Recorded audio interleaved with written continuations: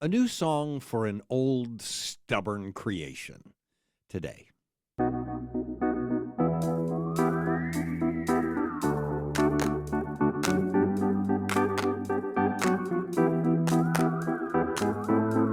Welcome to Coffee with Creamer, where you get to sit down with our host, Dr. Barry Creamer, for a conversation about faith, life, and culture.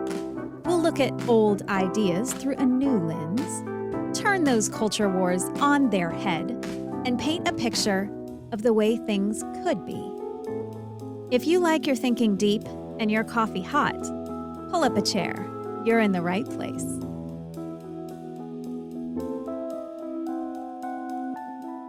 Another psalm today, Psalm 96. These 13 verses are really interesting to me. Hopefully they will be to you too. I will say, I think they will be. They are fascinating to me for a reason that's completely different than the other psalms have been interesting to me. I love when a psalm refers specifically to a period of time, like David when he was fleeing Saul in the wilderness, as we've talked about with a couple of the Psalms, or David after his sin with Bathsheba. It's so obvious and easy then to go to those stories and make sure that we're reading the Psalm in the light of the story that the Psalm wants us to know it's related to. I love that. What I find fascinating about this Psalm is that it is easy and obvious to put it into the historical context, to put something of it into the historical context of David's life in particular, because there is a passage in David's historical record in Scripture that actually uses this psalm almost exactly, almost word for word. So there's no way that we wouldn't apply that psalm to this reading as well, that passage in 1 Chronicles. It's 1 Chronicles 16. But it's not quite the same. And the changes make it pretty obvious that it should be applied in not a completely different way, but in a significantly different way. And that's what makes the psalm fascinating. And that's what I want to share with you as we're going through it.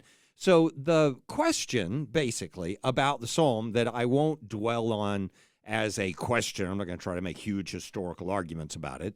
I'm going to make a textual argument about it by the time we get to the end, but that'll be short. The basic background question or options that we have are that it is David's psalm from when he brought the ark back to Jerusalem in 1 Chronicles 16. They march in, and a part of the song that they sing in 1 Chronicles 16 are the words of this psalm. That's what comes out. And all you got to do is go read it and see how obvious it is. I will read it to you at the end of the time that we're talking today from that passage. The other, depending on how much time we have, I might read the whole thing to you. But the other option we have is that it's not from David. Because of the changes that are in it, and I'll show you the changes and why we would make this argument, there are just minor changes, just a phrase here and there, a piece of vocabulary here or there, that it is actually after the temple has been rebuilt and they have returned from the captivity.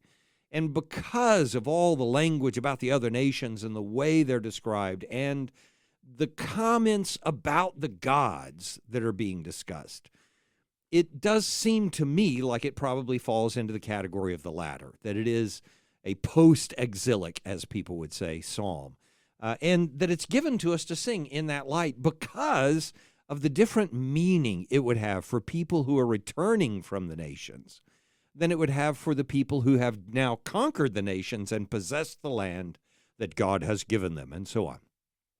So let's take a quick look at the psalm. The first 6 verses, it is in 3 pieces. I think it's pretty obvious structurally that the psalm is divided into these 3 pieces. It could be arguable that you could take out a verse here or there, whatever. But we're just going to take it this way. Verses 1 through 6 obviously flow together. You'll see it as I'm reading through it, I think, that they all flow together. And then verses 7 through 10, they say something a little different.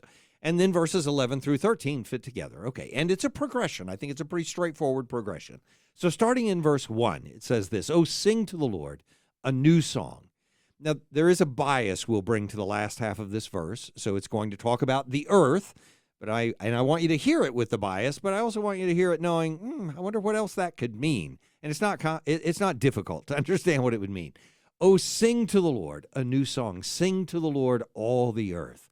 Sing to Yahweh is the Lord in almost all of this psalm. Sing to the Lord, bless his name, tell of his salvation from day to day. Declare his glory among the nations, his marvelous works among all the peoples. For great is Yahweh, the Lord, and greatly to be praised. He is to be feared above all gods, for all the gods of the peoples are worthless idols, but the Lord made the heavens. Splendor and majesty are before him. Strength and beauty are in his sanctuary. Now, there's a power to this that just goes with reading it without any background whatsoever, and even without the, I think, explanations that I'm about to give to it.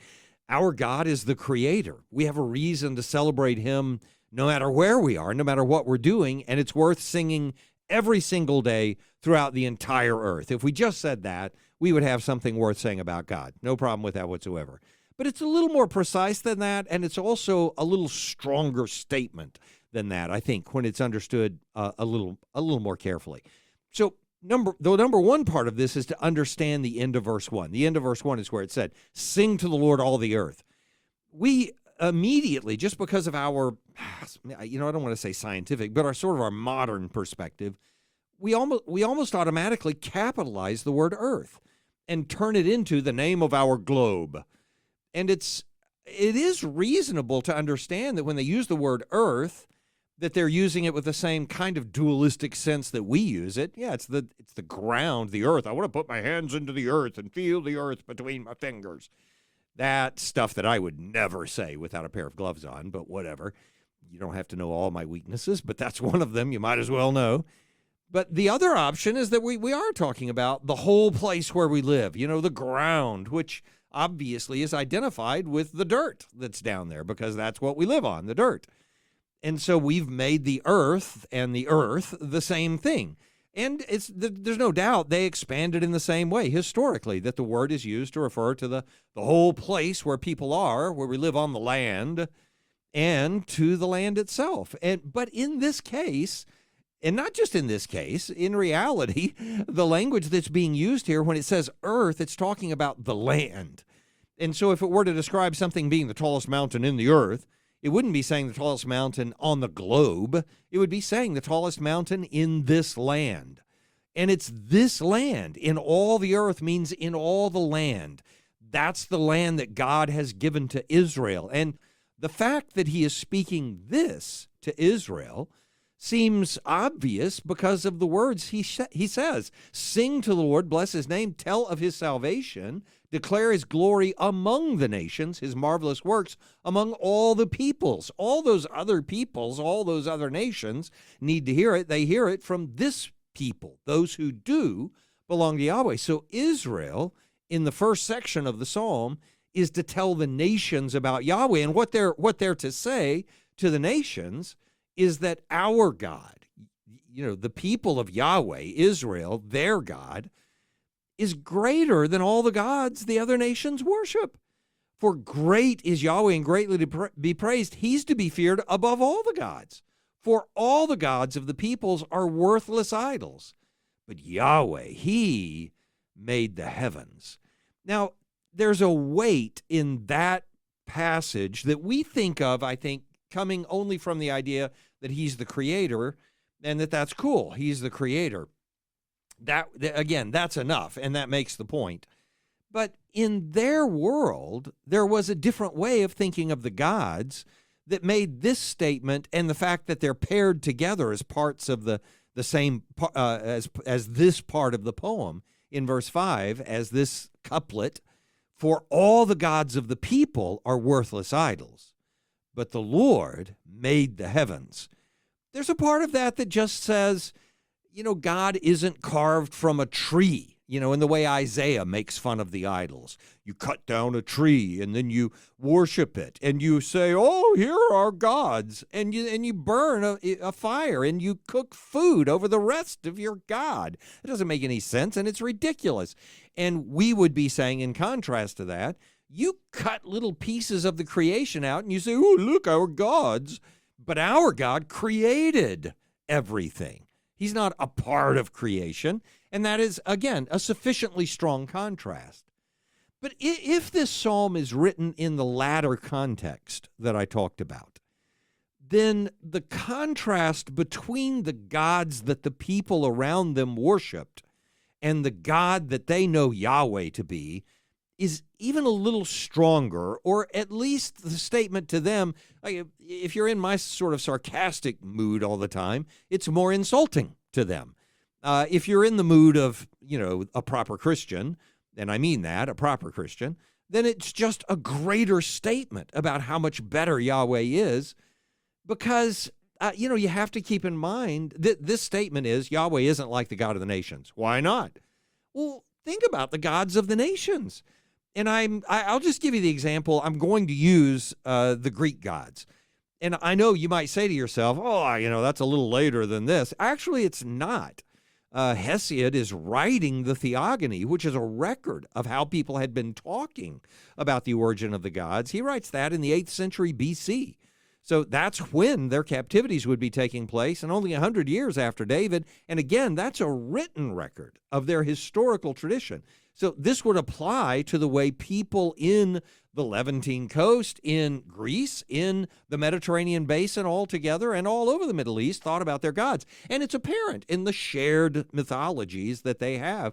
There are other myths that share similar attributes to what I'm about to describe to you. They're not all identical. They don't all come from exactly the same place, but because I think it's written later even, like in the post-exilic period, or at least compiled in that period, meaning closer to the Hellenistic era in the Mediterranean basin, then it would make perfect sense for them to create a contrast with the Greek gods, and more particularly the kinds of myths that were associated with them. What am I talking about? Okay, so, where does Zeus come from? The Greek gods, the story of the Greek gods. And I'm not saying that you would take this directly to Zeus, but I'm saying use this as a background for how Asher or Tiamat or the Marduk, the Babylonian god, or any of them could have been worshipped, right? So in the Greek god history, the one that I'm most familiar with, it's easy to describe where everything comes from. You start out with these primordial, or whatever you want to call them, forces that are not gods, but they're like, they are that. They're the primordial forces. They're the things that exist first, the chief among which are Uranus and Gaia. We've all heard of these. Uranus, the name of the planet, right? Outside of Pluto or inside of Pluto, depending on where their orbits are at a given moment or whatever. So Uranus, and then Gaia, the Mother Earth, the idea of geography, Gaia. And so Uranus and Gaia, in the myth that's carried around the Mediterranean basin all over the place, in the myth, the sky, Uranus, and Gaia, the land, they come together. They are a couple. They're like married, right? And so you can imagine, the rain creates a perfect model of fertility to illustrate what happens here. And Uranus and Gaia come together and they have offspring. And the offspring are the Titans, and the Titans have their offspring. And so in particular, the two big Titans, are Cronus and Rhea, or Cronus and Rhea.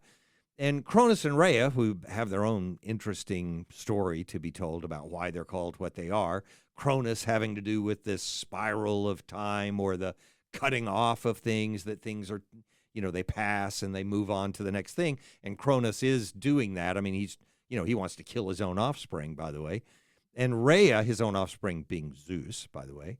But Rhea, has to do with like rivers flowing, the flowing water, the waters that flow, or just a current in general.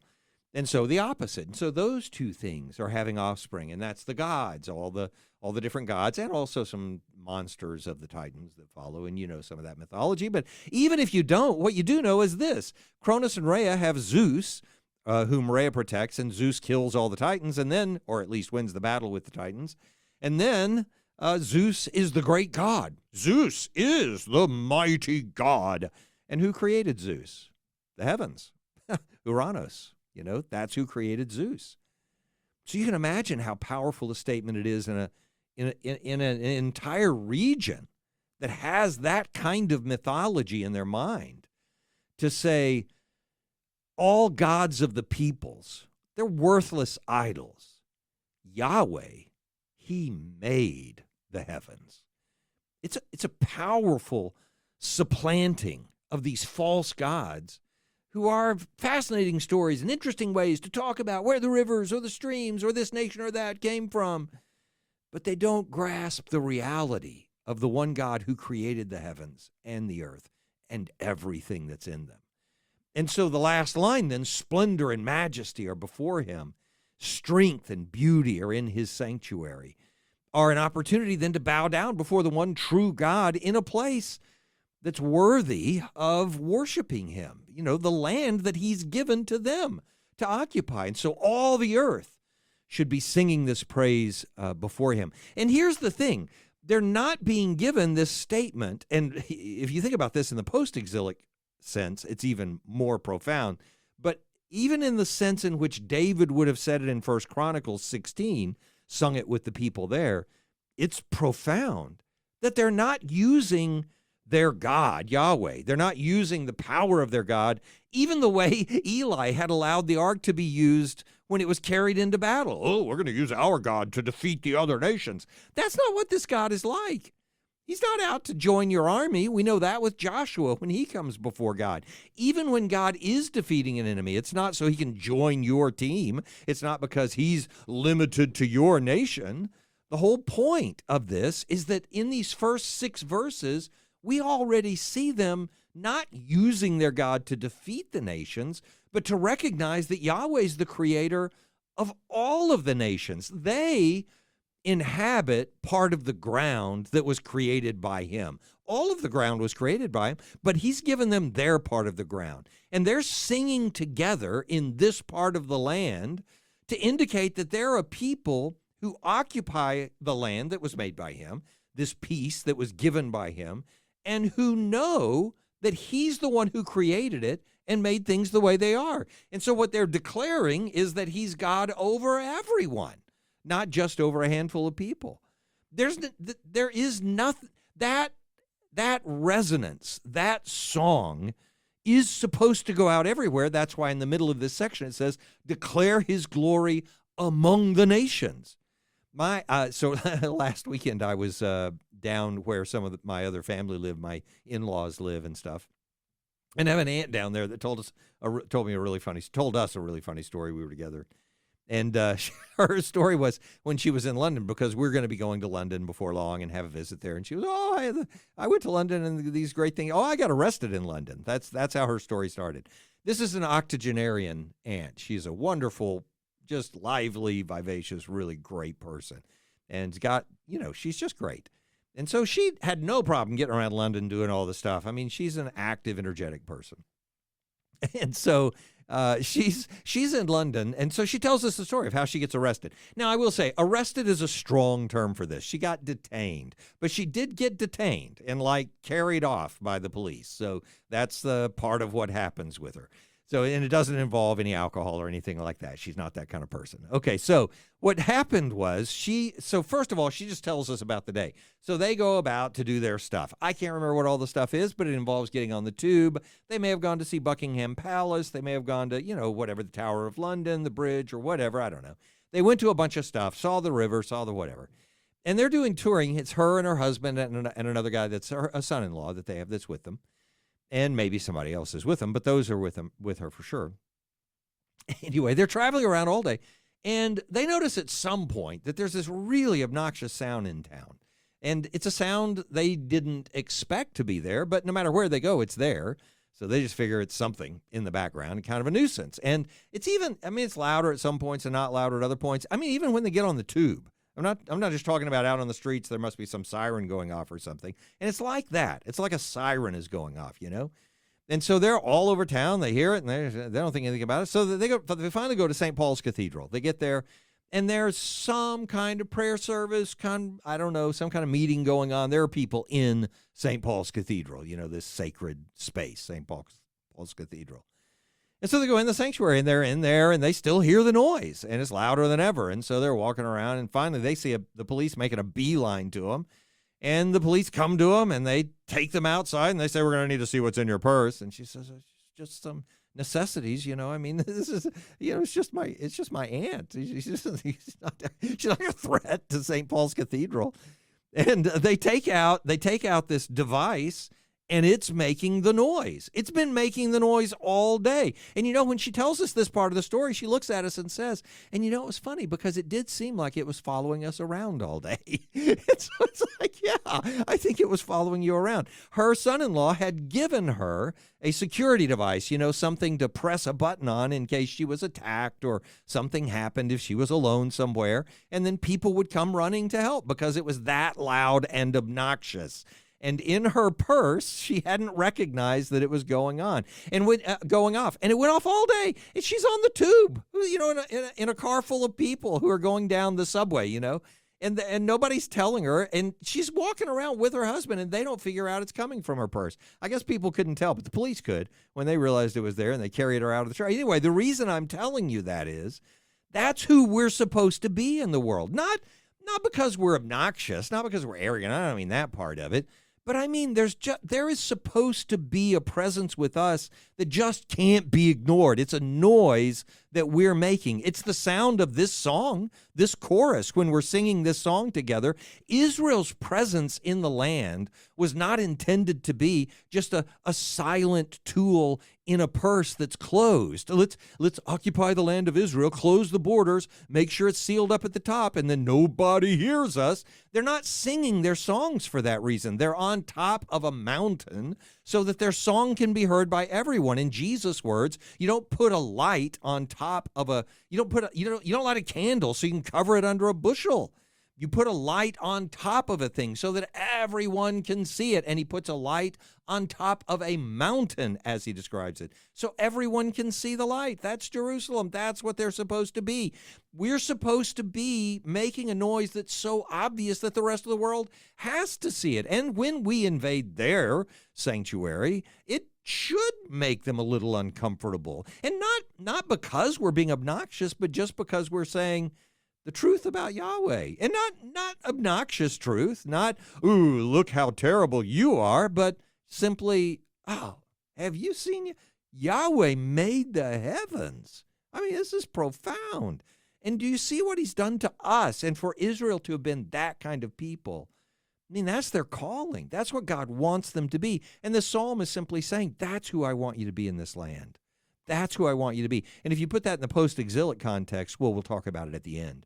And that's why it would make sense for it to be a new song there, which we'll talk about at the end as well. So that's the first section. The second section is verses 7 through 10. And, what happens here is that he starts telling the nations what they need to do. So, and I'm saying he starts telling them, it's the song. So as the people of Israel are singing, they're now turning outward to say to everyone else, join us. Join us in the song. Do you hear this song? Ascribe to the Lord, O families of the peoples. This is the peoples are, Israel is the people of God. It's using that word, M. It's using the word to say we're the people of God. Now, all the other peoples, all the families, meaning this isn't about national boundaries. It's just about whoever you're with, whoever's language you speak, whoever was your father and your grandfather and all the kinsmen that you have together. O families of the peoples, ascribe to the Lord glory and strength. Ascribe to the Lord the glory that's due to his name. Bring an offering and come into his courts. We'll talk about that lower down, why it says come into his courts. Obviously, it's a reference to coming into the temple to offer a sacrifice. Worship the Lord in the splendor of holiness. Tremble before him, all the earth. Say among the nations, and this time I think they mean the earth where you are, the land where you are. So God gave us this little piece of land, and we're singing from it, but now all the lands occupied by all the families of all the peoples should be singing this and trembling before him. Say among the nations. So among the nations. whether that's a reference to when they were in captivity or if it's to all the peoples of all the nations, saying this to all the nations. The Lord reigns. Yes, the world is established. It shall never be moved. He will judge the peoples with equity. Now, if you take that's verse 10. The three verses right before that, verses 7 through 9 that I just read to you, tremble before him all the earth, worship the Lord in the splendor of holiness, and so on, all that section in verses 7 through 9. I think the contrast that's intended, and if it's post-exilic, there's no doubt, even in David's day, it might be the point. The contrast is with worshiping the false gods of the nations that are around them. So worship the Lord in the splendor of holiness and tremble before him, all the earth. If you wanted to put it in a context that makes it obvious, and by the way, let me add to that. When I say it's a contrast with worshiping the false gods, you have to remember that the false gods are often identified with whoever the king is in that land that worships that god. And so Nebuchadnezzar becomes uncomfortably related to Marduk. Or Sennacherib becomes uncomfortably related to Asher, and his descendants start claiming to be that god over time. The point is that you're forced to worship these false gods or these kings as if they are gods, and it's just not adequate. And so if you want to put it in an immediate comparative context, you think of Daniel 3 and the giant image that's built, the golden statue that's raised, and Nebuchadnezzar says, when you hear all those instruments, I've memorized them, but I'm not going to say them right now, then bow down before the whatever, and Daniel and his compadres won't do it, and then they end up in the fiery furnace because they stood up to say, we only worship one God, and we're not going to worship a false one, and our God's able to protect us. It's the same kind of declaration. You have idols, you have vain images, you have things you think are splendid, but they're nothing compared with the God who created the heavens. So that's in verses 7 through 9. The other part that I think is really important about this is why he says, the Lord reigns, and then says, yes, the world is established. The world, and it shall never be moved. That kind of metaphorical language we've talked about before. There are metaphors. Obviously, the earth is going to be moved. It's going to be melted one day, and replaced with the new earth or made into the new earth. That's some movement there, So it moves.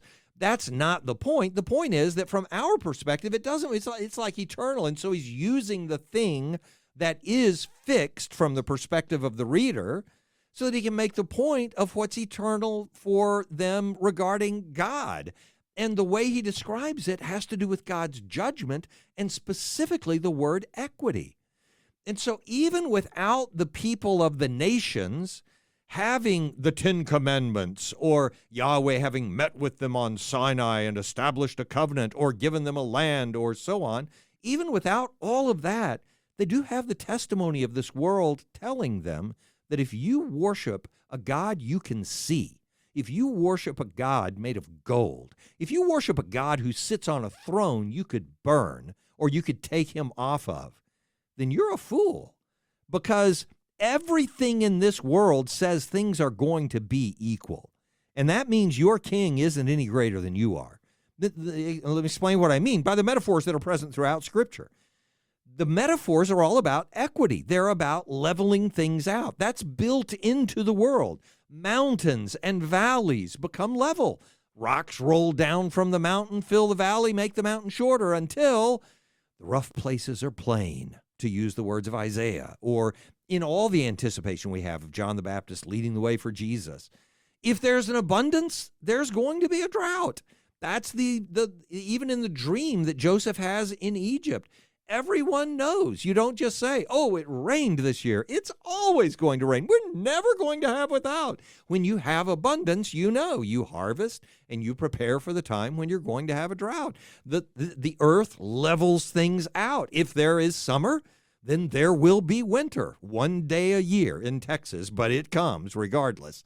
There's always going to be that leveling out. We talk about it all the time. I talk about it when I'm doing funerals.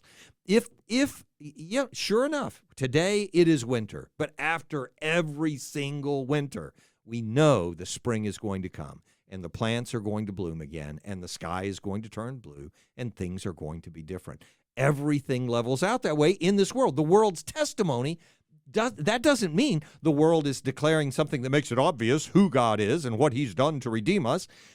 People can make that argument. We have that discussion another day. You may take C.S. Lewis's approach on it. It's fine. I kind of like his approach on it. All fine. That's not the point here. The point in this passage is that the earth itself and its permanence gives this testimony that if you worship something less than the creator of all other things, you're not worshiping a thing that's good enough for you, because all those other things you worship are no better than you are. How do we know it? Because of the actuality of leveling that takes place. Not just the metaphors, mountains and valleys and abundance and drought and summer and winter, but the actuality of leveling that happens when the earth opens up its mouth and swallows a person no matter how high they have climbed on the mountain. Just doesn't matter how high you go. You're coming back down, and you're going to be in the ground. At that moment, I mean, that is the great equalizer, right? That's the point. We all go to the grave together. And in that moment, you would think everybody would look down and go, huh, I was worshiping that? What was I thinking? Or you would think a person looking down at that grave, at someone who was worshiped previously, would say to themselves, wait, I want people to worship me, and I'm going to be like that? Why would I ask for that? And know that it's just not the right approach today. Okay, so we got the idea. So in verses 7 through 10, I'll say it to you this way, because, again, I think it is in the temple, in the context of the temple. What Israel had in the temple, what Israel saw in the splendor of worshiping God in that holy place in Jerusalem, the nations have in the world. They have this land that declares for them in the nature of its permanence in comparison with their transience, an invitation to look for something better, to worship, to look for something higher and greater, to worship. That he will judge the peoples with equity is how verse 10 ended. Then in verses 11 through 13, we get the final statement of it. And in this, everything is invited to join in, but it's invited to join in a way that emphasizes why it is we're worshiping him to begin with and why it's worth worshiping him. Not only because he created everything, but because, in the language that I normally use for it and that a lot of us use for it, we would say, but also because he sustains it. But in this case, it's not just the middle ground sustaining of what's going on right now. It's the fact that he has never taken his hand off because he created it. And because of that, we know he will judge things, make them right in the end. And so in verse 11, let the heavens be glad and let the earth rejoice. Let the sea roar. That covers it all. The heavens, the earth, the sea, we've talked about this. That's the cosmology that they have. The things that are above, the things where we are, the things below us, that's all there is in the universe. Let the heavens be glad and let the earth rejoice. Let the sea roar and all that fills it. Let the field exult and everything in it. Then shall all the trees of the forest sing for joy before Yahweh, before the Lord. For he comes to judge the earth. He will, this magnificent line, he will judge the world, because there are two parts to it. He will judge the world in righteousness. That part's easy. We could say that without even understanding the more difficult part of this psalm. And the difficult part isn't difficult at all intellectually. We just don't like it.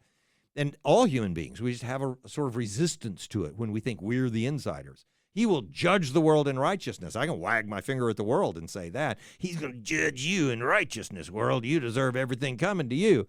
But it also says, and this is what we would expect here if it were saying what I wanted it to say. I mean, I as the people, right? And the people in his faithfulness. That's what we would think it would say. But it doesn't. It says the amim, and the peoples in his faithfulness. In his faithfulness. In his truth. In his consistency. In his nature that never changes. And in the thing that makes him keep his covenant with us. His nature isn't different whether he's ruling over his people in Israel or his people in the church, or his people that he created in the rest of the world. And I don't mean by that just his redeemed people.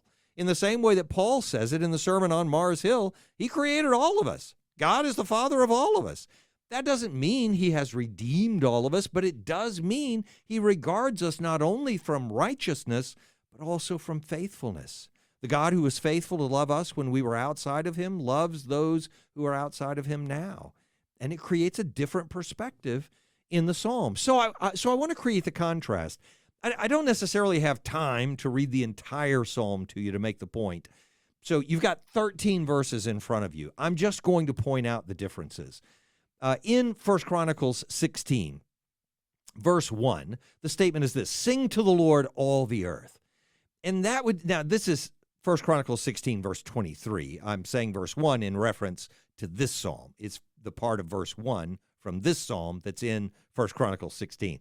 It's going to get really confusing if I have to do that every time, so I'm not going to do that every time. I'm just going to tell you the verse from this psalm and then read to you the part from 1 Chronicles 16. In this psalm, it's very simple. It is sing to the Lord a new song. In 1 Chronicles 16, it is sing to the Lord. And then it just goes on to all the earth, tell of his salvation from day to day, which is verse 2. So it's already gone on to the next verse of this psalm without a reference to a new song. It's a new song.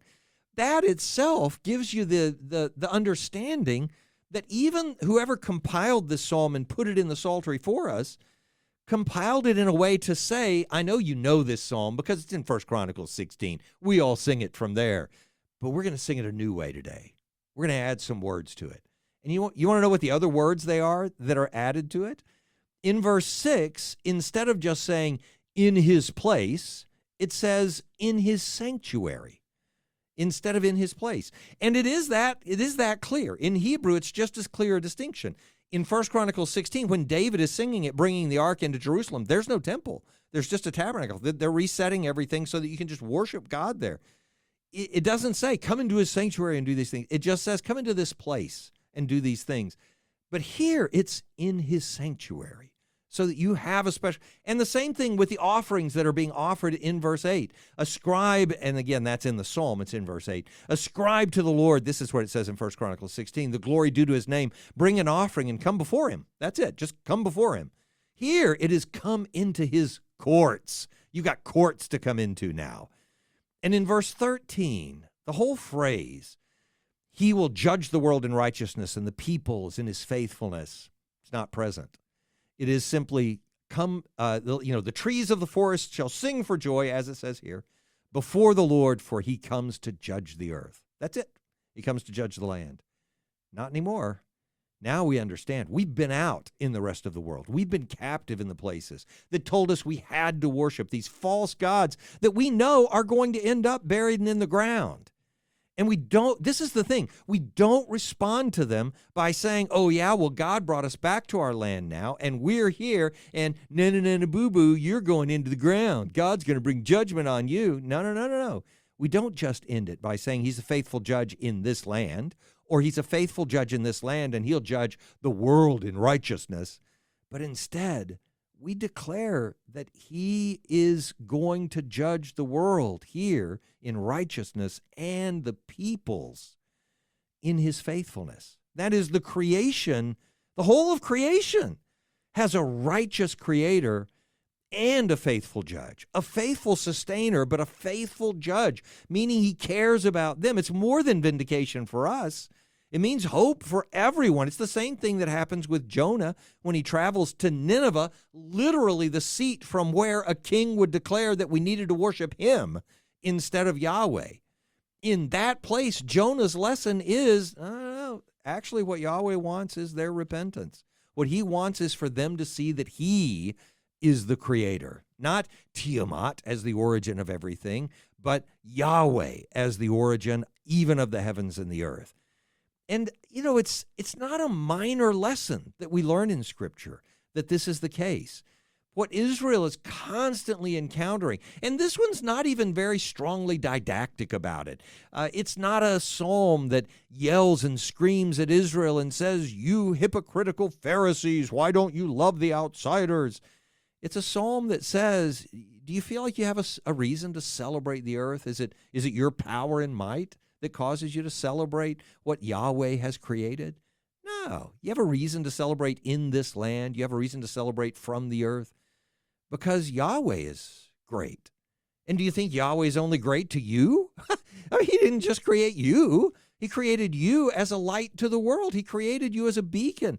So stand up as a beacon. The people who are blessed, who've been brought back to the land, who've been brought back to a sanctuary, who've been brought back to courts to celebrate the Yahweh who cared about them. Stand up and sing the song of how great Yahweh is over all the peoples. Not just you. The universality of that message and the centrality of it to the entire gospel is apparent in the passage I always pick out because it's so easy and concise to make the point in Ephesians 3 when we talk about the mystery of the gospel. I mean, he identifies it as the mystery of the gospel. This mystery, Paul says in Ephesians 3, is that the Gentiles are fellow heirs, members of the same body, partakers of the promise in Christ Jesus through the good news.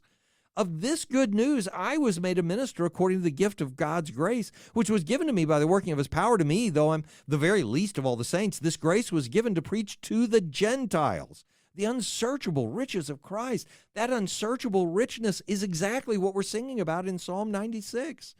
And we're supposed to be preaching to the Gentiles the unsearchable riches of Christ with Paul. That's what he's saying. And to bring to light for everyone what is the plan of the mystery hidden for ages in God who created all things. What? So that through the church and manifold wisdom of God might now be made known to the rulers and authorities in the heavenly places, what? That the Gentiles are fellow heirs. He wants them in the cell. That doesn't mean there are no people in Israel who are not excluded because they rejected or because of their judgment. That doesn't mean there are no Gentiles who are rejected or judged. It's not a statement of universalism. And even if it were, it wouldn't change the value of this message. But it doesn't need to be that, and it's not that here. He is saying, though, that the message is for everyone, and the goodness of God is over everyone. It's included over everyone. You know why I think that that's so profoundly central to the message of the Old Testament and the New Testament? He's saying it constantly to Israel. I'm not doing it for your sake. I'm doing it for the sake of the nations where you've profaned my name so that my name can be sanctified among them, and so on. In Ezekiel, for example, I'm just quoting the one from Ezekiel. It's everywhere in the Old Testament, and it's everywhere in the New Testament. The Gentiles come to Jesus. Oh, we're curious. The Greeks, they come. We're curious. We'd ask. The disciples don't want them to know, but Jesus wants them to know. The Syrophoenician woman. I would like to, would you just let me have the crumbs from under the table. The disciples, get rid of this woman. Jesus even plays along with them and invites them to think through the process and understand that they were dogs under the table too. Not in that many words, but that's the point of it. Over and over and over again. Same message. Why on earth would you give the same message over and over and over again? You know, because it's the one we don't accept.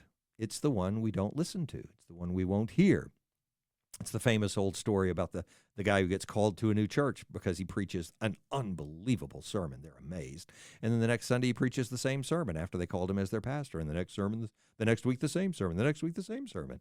And finally, a deacon approaches him. You know, we love this sermon. It's amazing. But I mean, don't you think, have you got another sermon? He says, well, when y'all start doing this one, I'll move on to the next one. I think that's what the entire Bible is. It's just one sermon. Love your neighbor as yourself and love your strangers around you as if they were born among you. It's a really clear message. It's very simple. And Jesus says it so simply. You know, what's the great commandment? That. And what do you mean by neighbor? Well, you know, the person you don't think of as one of you. Well, that seems like, we need to add something to that. There's nothing to add to it. And you know why it has to be repeated so often? Because that's the sin we're best at. We're best at viewing ourselves as a little better and everybody else as not so good. I mean, that's in me every day, every single day. And I'm ashamed of it every time it rears its head and makes itself obvious. And I want to learn not to be that way because I want to hear a new song that God actually has given us. And if the old creation, and I'm done here, if the old creation is stubbornly committed to darkness and emptiness and frustration, then a new song may be just the thing we and all of that creation need. Thanks for joining us for Coffee with Creamer. Your cup of coffee may be finished, but we are not. Come back next week for a refill as we sit down to examine a new set of ideas and cultural issues. Don't miss an episode. Subscribe wherever you get your podcasts or visit our website at barrycreamer.com. Until next time, keep your mug hot and your mind sharp.